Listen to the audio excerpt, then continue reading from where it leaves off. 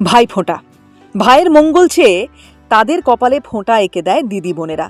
ভাই যেন দীর্ঘজীবী হয়, জীবন কাটে সুখ সমৃদ্ধিতে, এই তার সার কথা। তা বলে ভাইফোঁটার আচারে ভাইয়ের মৃত্যু কেমনা? এমনটাও হয়। হ্যাঁ, এমনই প্রথা আছে এদেশের কয়েকটি রাজ্যে, যেখানে ভ্রাতৃ দ্বিতীয়ায় বোনেরা অকথ্য ভাষায় গালিগালাজ করে ভাই বা দাদার মৃত্যু কামনা করে, আবার সেই অভিশাপ দেওয়ার পরে নিজেরা প্রায়শ্চিত্তও করে।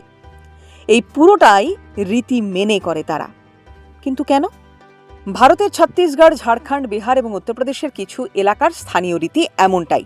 এই এলাকাগুলির মানুষের পৌরাণিক বিশ্বাস অনুসারে একবার যমরাজ এমন এক ব্যক্তিকে হত্যা করতে পৃথিবীতে এসেছিলেন যার বোন কখনো তাকে অভিশাপ দেয়নি। তিনি একজনকে খুঁজেও পান যার বোন তাকে কখনো অভিশাপ দেয়নি। সেই ব্যক্তিকে তার বোন খুব ভালোবাসত।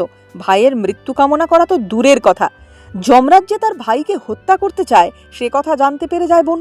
তৎক্ষণাৎ সে ভাইকে গালি দেওয়া শুরু করে এবং তাকে অভিশাপ দেয়। এতে যমরাজও আর তার জীবন কেড়ে নিতে পারেন না। সেই থেকেই নাকি এই রীতি অনুসরণ করে আসছেন এইসব অঞ্চলের মানুষরা। তাদের বিশ্বাস এমনটা করলে নাকি যমের দুয়ারে সত্যি সত্যি কাঁটা দেওয়া যাবে।